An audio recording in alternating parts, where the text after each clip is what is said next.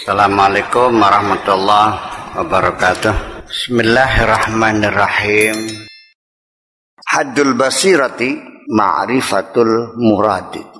Substansi dari basirah adalah sejak kapan basirah kita berfungsi, bagaimana cara mengukur basirah kita berjalan atau tidak berjalan, apakah basirah kita berfungsi atau tidak, adalah dibatasinya dengan ma'rifatul muradi, yaitu ketika kita telah mengerti, memahami apa yang dimaksudkan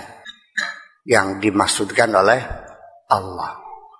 Yang bisa memahami apa yang dimaksudkan Allah, itulah namanya basirah. Kalau kita belum paham apa yang dimaksudkan Allah, ya berarti basirah kita belum berfungsi. Satu contoh yang pernah saya ceritakan, kita boleh sholat jamak takdim atau jamak takhir, bahkan bisa qashar kalau kita dalam perjalanan. Ya, logikanya wa in kuntum maridan aw ala safarin.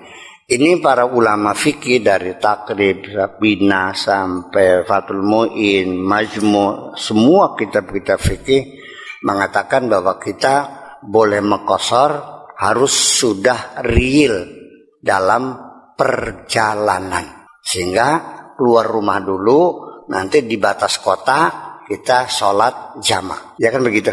Silakan dicek di kitabnya seperti itu. Saya nggak masuk akal Allah memberikan dispensasi sholat boleh di jamak itu untuk menghindari jangan sampai ada dua keberatan berkumpul. Istinaban min istima'il masyaqqaten, ya kan begitu.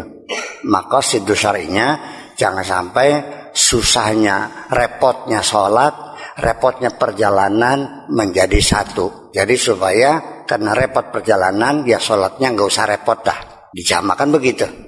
Nah, tetapi di kitab-kitab fikih yang kita baca, itu syaratnya kita harus sudah keluar rumah, sudah real dalam perjalanan, karena terikat dengan kalimat ala safarin. Nah, kalau begitu saya menjadi tidak mengerti. Nah, kalau sholat jamaah di perjalanan, ya berarti tetap repot dong. Maksudnya boleh di jamaah tuh dikhawatirkan di jalan nggak ada air, atau ada halangan, atau ada kesulitan apapun. Jadi supaya jangan terteler-teler sholatnya, sudah di jamaah saja. Nah, kalau kita sudah berjalan, ya berarti tetap bersatu. Ya perjalanan juga, ya sholat juga kan. Jadi gimana? Saya ingin ke Jakarta, berarti saya belum dalam perjalanan.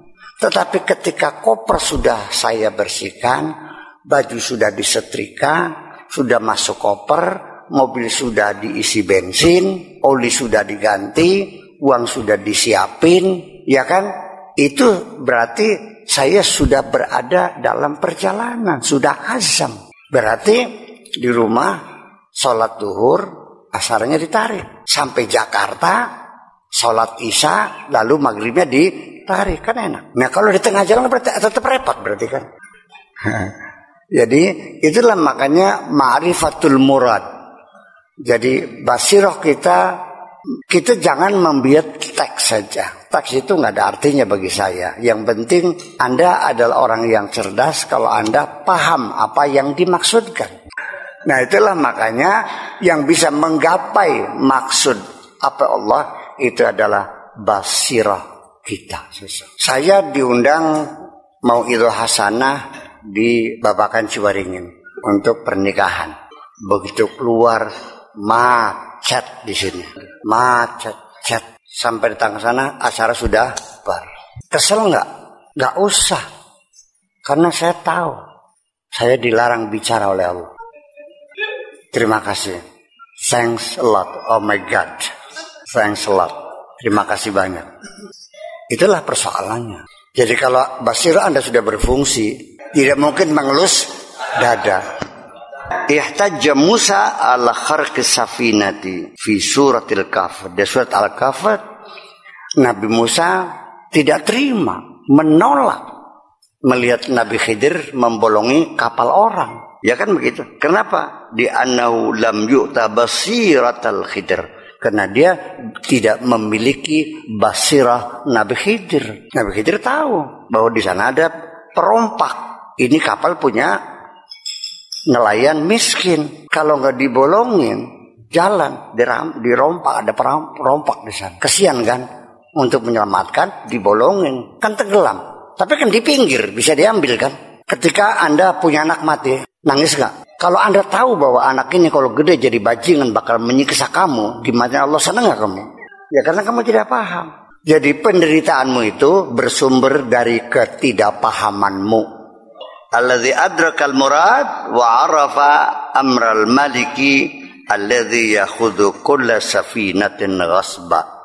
Karena Nabi Khidir tahu ada perompak ya, yang ngerampasin perahunya orang secara paksa, itu diselamatkan. Jadi ketidakpahaman kita ini kadang-kadang terlalu tebal.